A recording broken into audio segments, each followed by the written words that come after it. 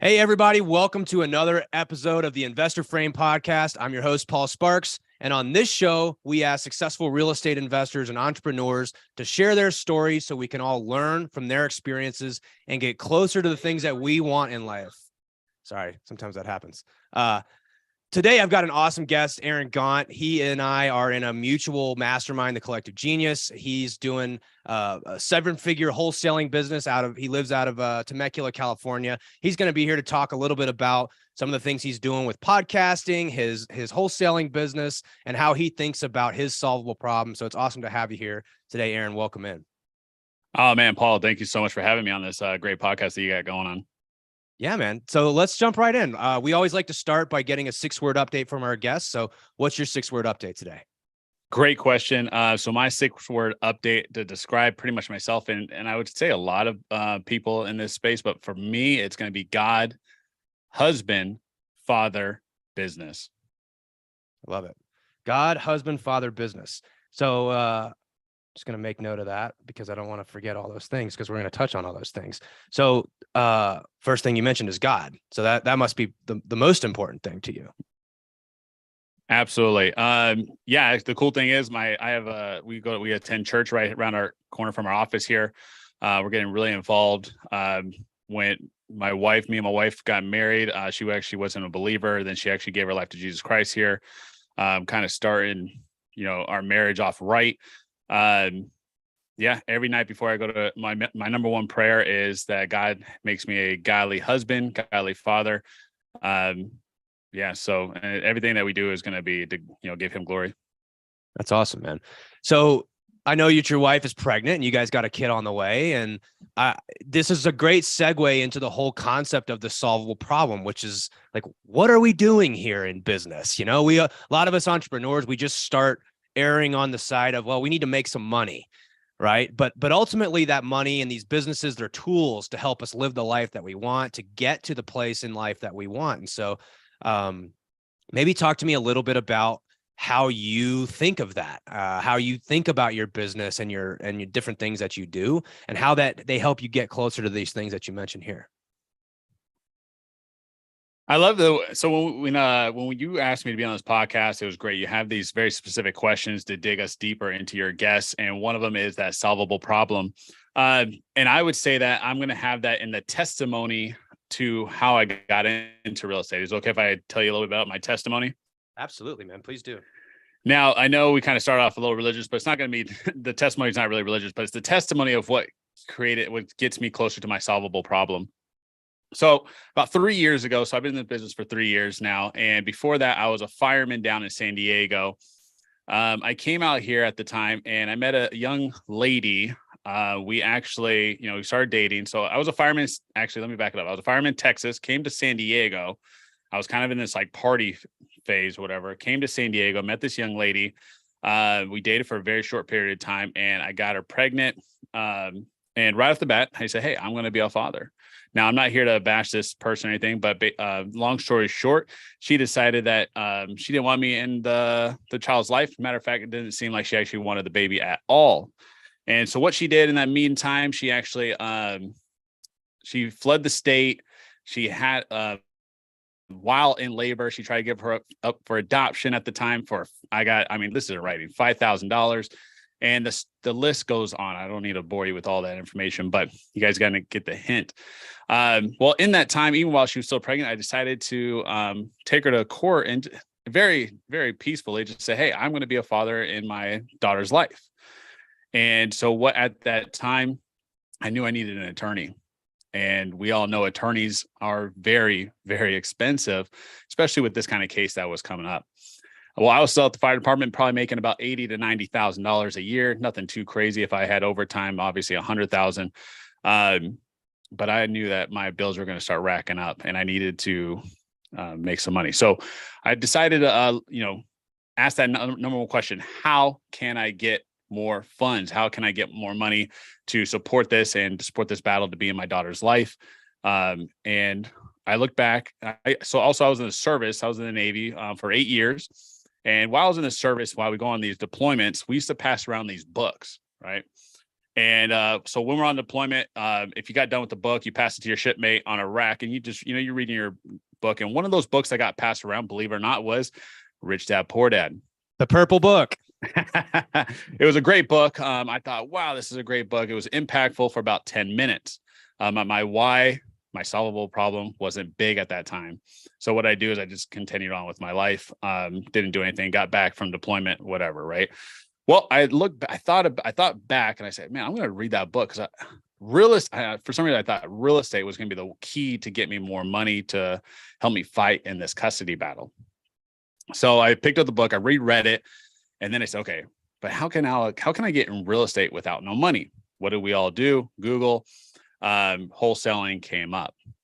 And in that time, I got into a coaching program, Wholesale Inc. Matter of fact, great coaching program, put it on a credit card. Remember, I'm in debt, but I put it in a credit card because I knew I needed to do this.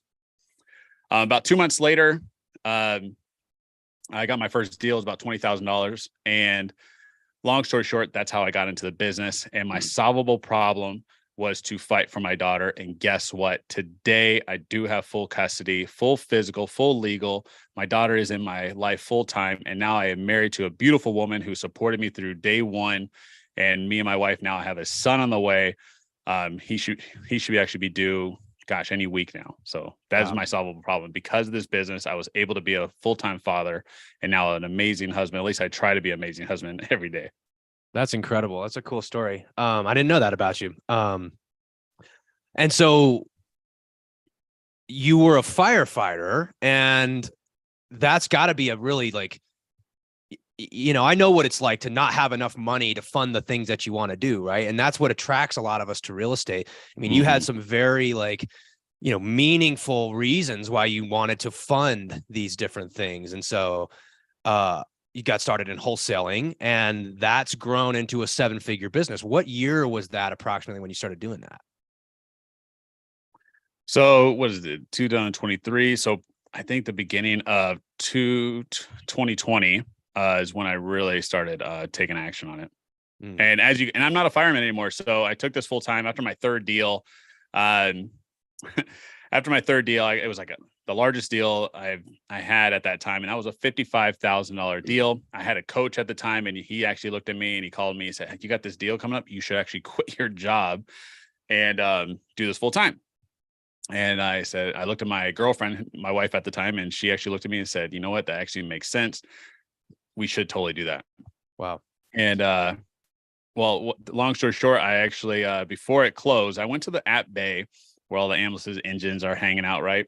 And I was sitting there and I was waiting. It was the day of closing, and I was refreshing my phone. I was refreshing my phone, waiting for that $55,000 to hit my account, right?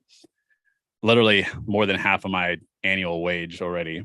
And then once it hit my account, I went off to the chief's office and I sat down with the chief and I said, hey, put in my 2 weeks notice. They already knew. I was like, I'd always get chewed out because I was working on my business there. And put my 2 weeks notice in, and then I went full time and never looked back. And yeah, we live a beautiful life now. That's awesome, man. Tell me more about the business now. What does it look like now? Yeah. So what we have now, we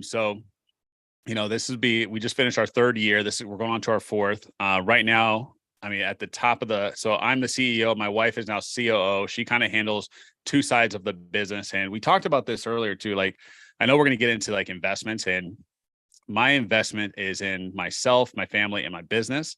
We're not necessarily buying real estate at the moment. We're focusing solely on to making this a 8-figure business. We are going to start buying properties at the end of this year, beginning next year though. But in the meantime, we want to make sure that we have that. And it's actually what Leon said, and it's something that stuck with me, is make sure or was it Jason? Make sure you have a high active income to produce a high, passive income. And so that's kind of what I want to focus on. I want to make sure our high active income is just so ginormous that we're going to start now focusing on buying massive passive income. So our business right now is a two-sider.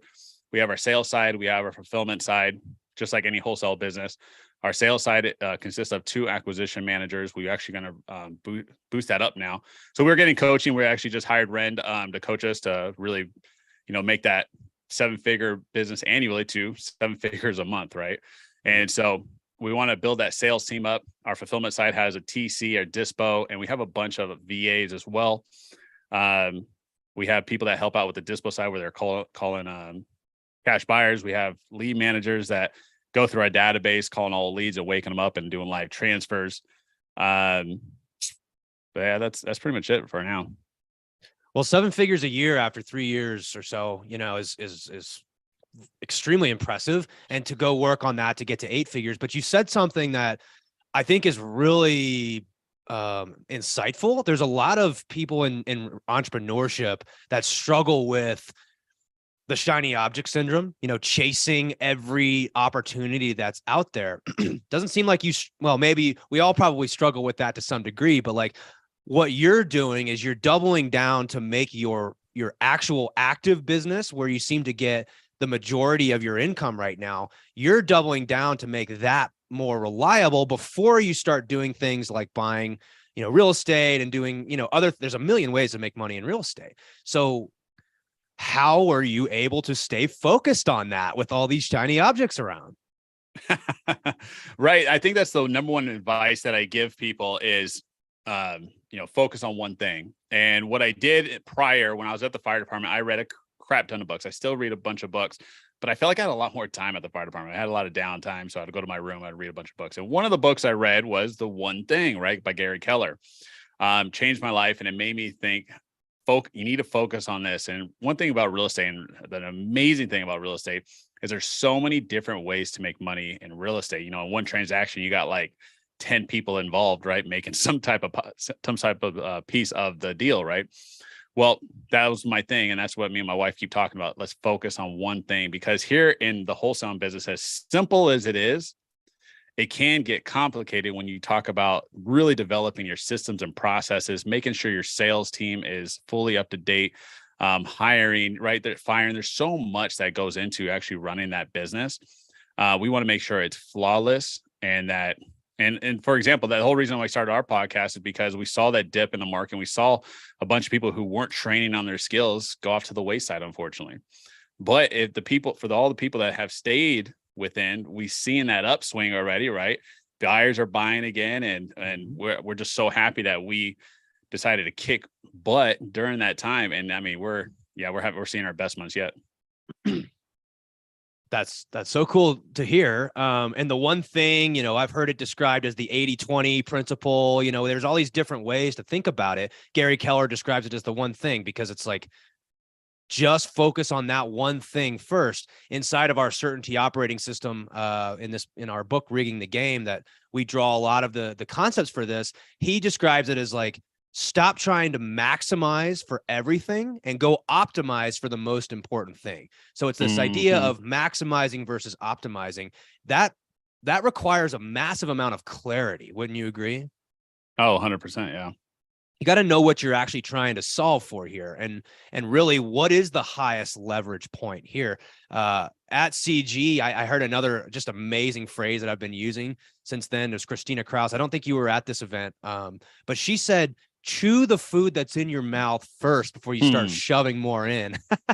Yep. I was like, ooh, that hits me right in the heart. Like that is the struggle that a lot of us entrepreneurs deal with. The ones who can stay focused are the ones that seem to do really well.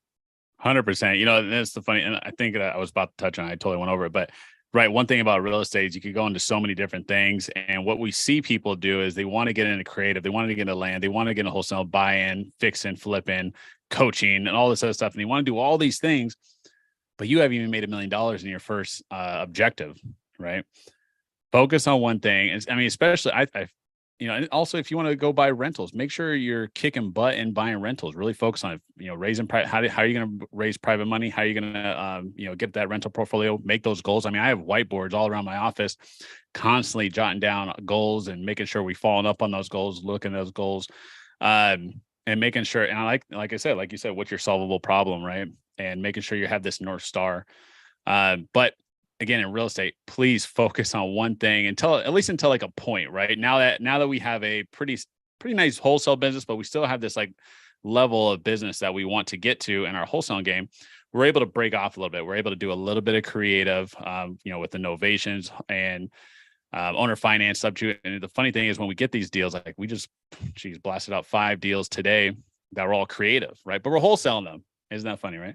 Yeah. I'm sure a lot of people, as your guests, would probably be like, oh, you just keep them. Well, we want to wholesale them. We want to focus on that. And then we'll start bringing them down and stuff like that. Like I said, at the end of the year, a lot of time, the reason why we're going to start buying properties at the end of this year is because to offset our taxes. But well, I got a couple questions I want to ask you based on what you just said there. Like, how are you defining? Well, let me back up for a second. One of the things I've realized, mistakes that I've made in the past, is not defining the rules ahead of time. You know, we'll start playing these games and then we're just sort of like making up the rules as we go. Right. And so what I've started doing is trying to define ahead of time. Here's how I'm going to take profit in this business. Here's when I'm going to do this thing. I'm not going to scale until I hit these predefined targets, right? We're not going to just make it up as we go. So how have you defined these targets ahead of time? And what does that look like for you where you're like, okay, when we get to this point, then we're going to start doing something else? Right. No, that's huge. I mean, a lot, you set these goals and sometimes you'll hit that goal and then you realize there's that next scale, right? That, okay, well, we're good. Let's go on to the next. What we want to see is a certain amount in our bank account. I would say, like I said, we want to have a full-on team where I could sit back in the owner box and then I could focus on rental properties. So that's kind of where we're at right now.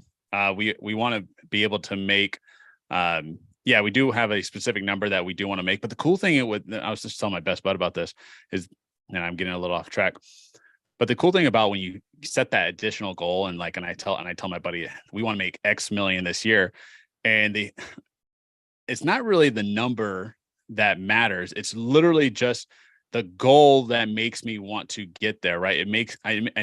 Mentally, I know I need to get better.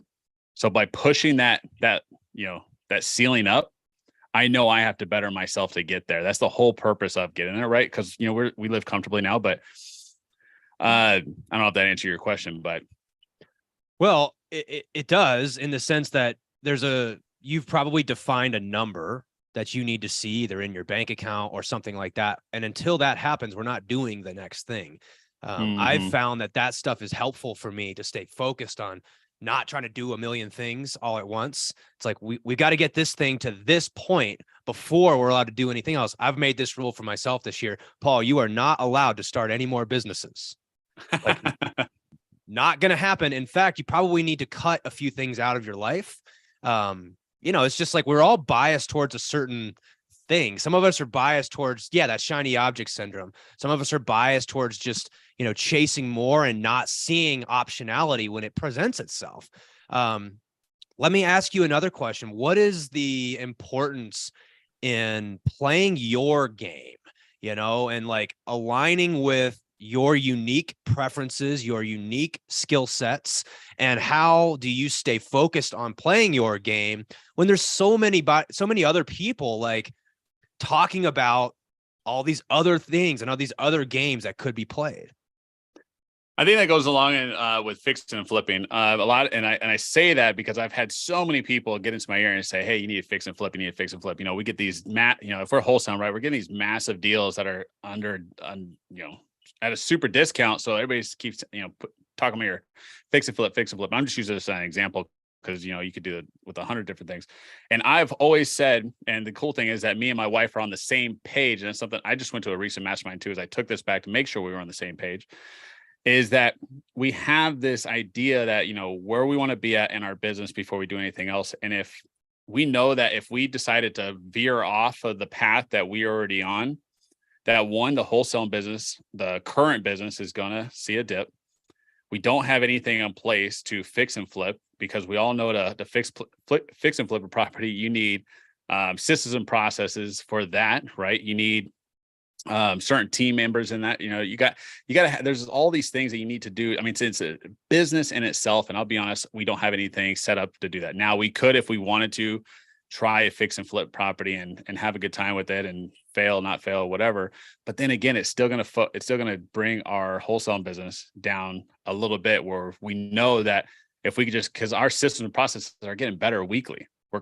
Today I had a fantastic conversation with my dispositions team and how we got to make sure. I was actually just telling, again, I'm just kind of rambling right now, but when I say that, how complicated a process can get, it could really get, you want, because there's always like fires going on, right?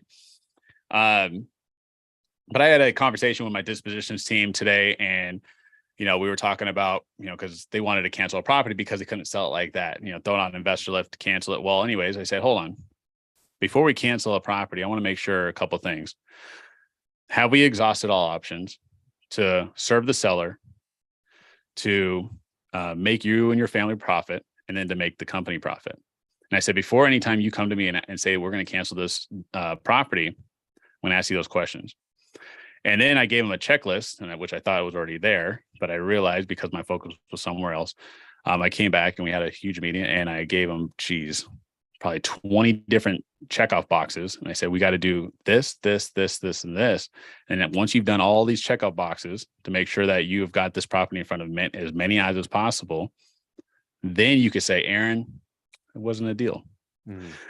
Anyways, the reason I stayed focused is because me and my wife have the same mindset, and we have the same vision. And that's what I think it's so important to make sure that you and your spouse are always on the same page.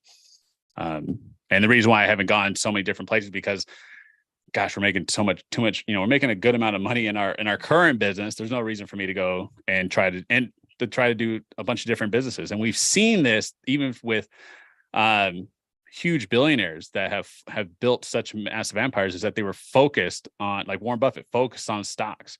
People that focused solely on real estate. If you just focus on one thing and then perfect that one thing, you'll become rich. Yeah. I need to take that advice. I'm telling you, it's just like part of what the majority of us entrepreneurs struggle with is just, the fact that I can do this doesn't necessarily mean that you should do this. Exactly. Yeah, I say that too. Like if we tomorrow wanted to do fix and flip, but you better best believe we're only going to focus on fix and flip, and we're going to kick ass at it. Right. But we're not going to do that. We don't want to do that. I feel like kind of like your barbell thing that's going to come up. I feel like there's way too much risk in that. And I like that we're able to sell pieces of paper for 30, 50, 100 grand monthly. Right. Yeah. Yeah. So you're trying to grow this business from 7 figures to 8 figures. And there's got to be this, I would assume that there's this big balance. That's a significantly bigger business than I run on the wholesale side. And I'm curious how you balance like building in more, because you've mentioned systems and processes. So clearly that's what's needed in order to grow. But how do you balance like, and I'm getting at something that we talk about. We call it the rule of 3 and 10.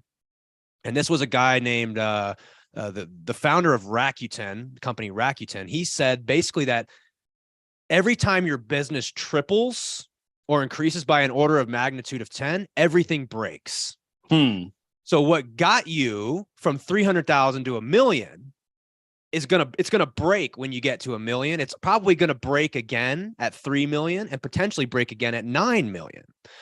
That was really insightful for me because I started realizing like this is fairly predictable when the systems might fail. And as you continue to grow, you need to be aware like that is a phenomenon that exists in the majority of businesses. So I guess I'm curious, how do you navigate that, building additional reliability, but also keeping your head up so that as your business is growing, again, it's going to break at a certain point and you're going to have to then readjust and build reliability into that. So how do you handle this like ping-ponging back and forth?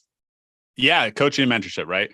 Learning from people who've done it already. And it's funny. So I went to a mastermind. I just got back from it. It was a little 2-day thing. It was fun. And I had a lot of guys who were making good money on their own small teams and stuff like that. And I had a lot of people tell me, man, I don't want a big team. I don't want a big team. I don't want to handle all that, all the salespeople and stuff. Well, it was funny. I felt like I was the only guy in the room was like, I want that. You know what I mean? At my height of it, we were at 4 acquisition guys. And matter of fact, I would like, I would like to get to, because I'm working on myself to be the best leader I can at this moment. I'm reading leadership books. I'm getting leadership trainings because I want to make sure I'm able to lead my team into, into those breakable moments, right? But you're absolutely right. There are these like barriers, these ceilings that a lot of us hit, right? I feel like, where you get your first deal, then you get your first 100 grand, and then you get your first million in a year. And it was funny. Steve Trang, I know you're a good buddy with him and you do a lot of podcasts, but he does these little chips. Mm-hmm, yeah. And when I first started, I got all of his chips, submitted them, and so I got them right there on my bookshelf. But again, it was kind of cool because it was those little steps, right? And but yeah, when you first million, you do second million, right, to 8 figures, right? And so you're absolutely right. Things break constantly, and you got to keep revamping your systems and process to make get them there. And what they tell you too is that the people who got you to the first million, the 3 million, right? They're not going to be the same people that are going to get you to the 10 million, right? Mm-hmm. Hopefully you can make them into such people they could, but again, it comes back to, so what I think it's going to be coaching. I think it's going to be somebody who has stepped in that position. Now, I could obviously learn on my own to get it there, right? But it's going to take a lot of failing forward, a lot of mistakes, a lot of losing a lot of money to get my butt there. And you and most people probably listening to this right now know that it's literally just going to pay somebody who's already been there. And like I said earlier today, and I've had coaches since day one, coaches, coaching programs. I've had one mentor all year, my second year into this. And now we just brought Rand Bartlett, great guy, on to being our one-on-one mentor to get us to that next level. You feel like you have to find is the same coach that gets you your first deal, the same coach that gets you your first million is the same coach that gets you to 8 figures. Are those the same coaches typically? Man, that's a great question, dude. And I would have to say it could be, and it cannot be, right? It could, because I'll be honest, that one of our coaches that did our one-on-one mentorship, and he is one of my best buds. He was actually our officiant at our wedding. But to be honest, we actually did more than him in assignment fees in this business than last year. But I think it was because he was focused on other things, but he got us to a certain point where we needed to go. And now we are past him in the wholesaling business. He's doing other cool things on the side, which is fantastic. But now I need to find a coach that obviously is doing a lot more than we are. Well, so the title of this podcast is called The Investor Frame. And the investor frame essentially says, knowing what I know now, would I choose to opt back in to this situation? Another way of saying that is like, well, as you're growing this business, it's, we get attached to our decisions. We get attached to things, it's like, I like to say, it's like calling your baby ugly, like no one wants to call their baby ugly. We have this little thing, but then it gets to a certain point in the growth of the business. And you have to be like, you know what, knowing what I know now, things have to change. And it doesn't exactly get like easier as you go. I guess you get better at it. But what was that process like for you as you grow? You have to like detach from the decisions that you made before, because they got you to a certain point, but they're not going to get you to the next point. So how have you dealt with that? Obsession, literally obsession. And it's the whole reason how we keep getting better and better at our one thing that we keep talking about. And as a matter of fact, a lot of people that have worked for me in my company have tried this business and didn't really get that far. And that's fine. So they realize that being the owner and being somebody who works in a business are totally two different things, right? And I had one of my good buddies who does work for me still, and he's a fantastic individual. I love this guy. But he looked at me and he says, he actually made the most money he's ever made in our company last year. And he has a big goal for this year as well. But he looks at me, he's like, I tried this.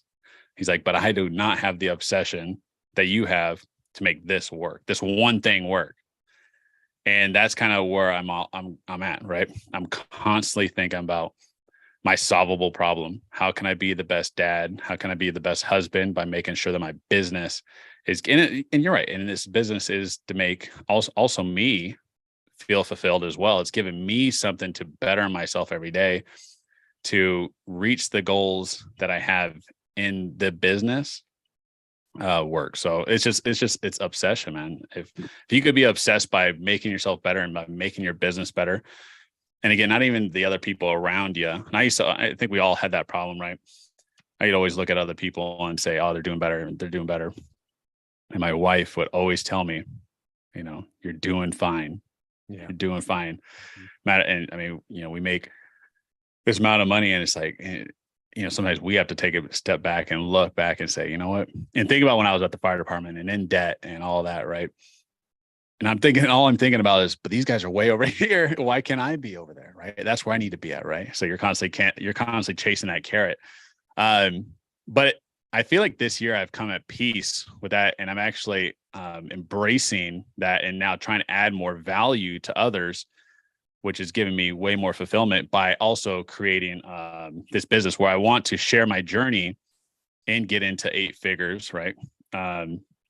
And like, I'm an open book, right? I'll give anything away, whatever goes on in our business. I'll tell you how we did it, how we're going to get there. We're actually going to throw probably a free event here shortly. I've had like 5 requests to come in our office to give my team lunch and all this. And I decided I was like, that's too much. We're doing too many other things right now. We got to make sure we're still focused on doing deals and stuff like that. I think I'm just going to throw an event and just open up the doors and show everybody what we do to how we got to where we're going. So obsession. I love it. And obsession is like, well, there's no choice. It's not like, well, should I or shouldn't I? When you become obsessed with something, there really is no choice. You have to do these things. You have to make these hard decisions. There is no choice. No plan B. Yep. Yeah. Well, and so I do think that, a lot of times I talk about this idea of like burning the boats, and I've heard this many, many, many times. And I'm not a huge fan of burning the boats at the beginning of any endeavor. Why? And, it actually, it's like when you read the story about Cortez in the 1500s, where this actually came from, right. He was told by Spain that if you aren't successful and you come home, we will hang you for treason. So like his choice was fight or death. And I think it does make for a good t-shirt, right? For entrepreneurs. But like anytime you're doing something new, I don't really believe that we should put ourselves in a position of like, either we win or we die, but at a certain point, once you have gotten feedback and you've got a 7-figure business, it's okay to go all in. Like I'm a huge fan of going all in at a certain point. Once you've gotten, feedback that this is the right path for me. And I want to ask you a little bit about, you've mentioned a couple things that it's important to invest in your business and you want to get to these this 8-figure mark. I guess, what is the significance of 8 figures to you? Would you be happy with, 9,999,000, or is it like, what is significant about 8 figures? Does it have more to do with your own personal growth, or is there some like level of financial significance to that number? I know, isn't it crazy? And it's I had one of my good buddies. He's a killer real estate agent, and one of my really good friends he was at my wedding, and our last year's goal was 2 million. He's like, and then I said, but the next year is going to be X, right? And he's like, well, what's wrong with 2 million? Just stay at 2 million, It's like, and again, it really just doesn't come down to the number. It really just comes down to, I want to make sure I got this goal and I want to better myself to know that I accomplished it. So I guess when you say 8 figures, I want to see us have a $10 million business within probably 2 years from now. And I think it could be possible with the right leader, right coaching and mentor. But yeah, I do want to make sure that my family never has to worry about money. That we have specific things and to be selfish too. There are some material things that I would like to have, that I never had. I grew up in a rough area when I grew up, and I didn't have much, single mom. Right. And there are a few things that I would like to have. Like I want a TRX Ram, right. And not worry about it and pay for it cash. Yep. I want to use the those funds to possibly lend, be a private lender. I want to be, I want to start owning a rental portfolio, because my next, after that goal, I want to, get as many rentals as possible. Obviously, I think all of us want to have not all of us, but I want to have about 100 probably, doors. And knowing that that's going to be its whole business in itself. Me and my wife have a vision that, and we're already kind of starting on it, is that being his own business, making those team players and already kind of focusing on that and how that's going to run and stuff. So, but we're excited, because here's the thing, we're young, right? So I'm 34, and I've lived an amazing life, seen the entire world, been in service, saved people's lives, did some pretty cool stuff. And gosh, I mean, we got so many years ahead of us, right? Now I just feel like for me, it's to be the best dad, to be the best husband. And the cool thing is, I was able to give my wife this freedom as well, because she was at a job she didn't really like, but she was the head of it. She was a project manager there and stuff, but she was so happy to be able to have this freedom to kind of enjoy being a mother and being at home, and to make our own rules. And we got to give that to her.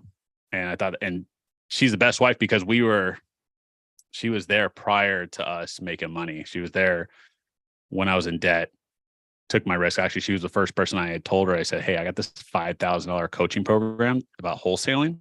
She had no idea what that was. And you know what she said? She said, go ahead, do it. I know you did your research. And I did. And like I said, 2 months later, we made 20 grand. And now, 3 years later, we're doing pretty good. And we get to see each other every single day. And it's the most beautiful thing I could ever live, to be working hand in hand with my wife. She is literally my best friend. And she should be on this podcast, because she is an incredible, intelligent person that is, I wouldn't be able to get here, and I wouldn't be able to get to where I'm going if it wasn't for her. I don't know if I've mentioned this to you yet, but I think that a couple things is, the 8 figures represents something for you, obviously, right? And there's no judgment with any of this stuff, right? You want the TRX, you want the private island, you want the private plane, like no judgment on any of that. I think the point is it just takes clarity, like get clear on what you're actually trying to accomplish here, because business is a tool. Now, with that being said, what I've been articulating lately about my own solvable problem is that I play a lot of pickup basketball. In fact, nice. Steve and I have a podcast here shortly, but when I get done with that, I'm going to go hit the gym, play with my buddies. There you go. And I've been saying, wouldn't it be really cool if I could play business the same way I play pickup basketball? What I mean by that is, like, man, so you and I are a little bit different in the sense that you want to run a very large team. You want to go after this big, audacious goal. And I think it's incredible. You're playing your game. My game is like, I don't really want to show up for practice. Like, I don't want to have to do anything. I want to be able to show up and play pickup basketball. Now, when I'm in the game, like I'm playing all out, like I'm playing hard, trying to win that game. But when I walk off the court, like whether I won or lost that pickup basketball game has absolutely no bearing on my mental state, right? I just like to play because I like to play. And so I'm designing my life around a scenario where I can stop and start. I can play when I want to. Of course, I'm going to play really hard when I'm in the game. I owe that to my teammates. But I think it just comes back to clarity. You've got to know what your game is. And we're going to differ 100%. On that. You know 100%. What I mean? No, 100%. One thing I got what your analogy was. So, and another thing too, is what I love is with business, it really is a game. I look at it as a game. It's kind of like what Alex Hormozi says is right. It's a game. I enjoy trying to build something. It literally, I'm just taking learning blocks, and I put them in place to make this so I can look back and say, look what we built. Right. And that's kind of why I'm in this 24/7 and being obsessed with it. And yet I got to show up, right. To be that leader, but it's because I see just this as a game. I'll be honest. I don't play basketball. I don't do any of that right now. And because I am focused on this, because this is my game, this is my pickup basketball, right. To close a deal, to ring that bell, to learn a new strategy, to create a system and process. That's my game. Yeah. I love it, man. And clearly you're playing your game because it's shown in the success that you've had in your business. So let's shift gears a little bit and start talking about some like tactical stuff that you're doing inside your business. And, one of the frameworks that we talk a lot about in this show is the barbell framework. This whole concept of, getting things out of the middle, things that have maybe, it has a high upside, but it also has a really high downside. And so for those who aren't familiar with this framework, we describe it as, on one side, we want to have very reliable sources of whether that's income or, in this case, we're talking about business. So we're talking about income, right? So reliable ways to earn capital. But then on the other side, we might be exploring other new strategies. Maybe it's looking at different rental markets. Maybe it's saying, hey, we're going to expand our business potentially into another area. Or maybe we want to add in another marketing channel. Or maybe I'm going to consider bringing on, a dispo department or something like this. Anytime you're doing something new, it falls on the upside side of the barbell. And you have you have a lot of clarity in what you're doing. Like, you have a very specific business, and you're not filling the barbell with all these other things like me. I've got developments on one side and Whale Club and all this blockchain stuff. And then over here, I've got rentals and things like this, but you're very focused. So how does the barbell look for your particular business? And what have you allocated on the reliable side? And what are you sort of exploring on the upside? No, fantastic. Now, again, me being in this business 3 years, I thought I was going to be a fireman until I died, right? I would even be at the fire department and be like, because I looked at the chief, right? And I said, because I switched myself in my mind with his position. And I said, would I be happy doing that? And obviously the answer was no. And I'm glad everything happened the way it did. And now I'm here. So been doing this for 3 years. I know we're going to be loading some more plates on this barbell as time goes on, without a doubt. We're looking at being in this business 20, 30, 40 years on, and however long I live. I always tell people I'll never retire, right? The moment you retire, you die. Once you get that, once that mind stops going, right? So at this moment, my reliableness is, my wholesale business, right? And that is, this whole episode was talking about that, really focusing on that. It's pretty steady right now, but the risk I guess you could say, on the other upside is by pushing those limits, right? Pushing it to build that team to get to us to that next revenue goal. Also, we have a podcast that we just started, the Real Estate Block podcast. You were just on it. Fantastic guest as well. But we started this podcast because we saw people struggling in the business, in the real estate business, and we wanted to make sure that people had other people to reach out to in case they had any struggles. For example, one of our questions is, how do you think that you're going to get through this recession and come out the other side? So I like to get people to really speak on what they've been thinking about on how to get through it. My answer has always been what our great, amazing person, Leon Barnes, told us in one of his rooms. The one time I was able to be there, and that was, this is the time to be in your business. Make sure you lower cost, and so we could get out the other side. And that's exactly what I did. I was fully on in our business, just head to the ground.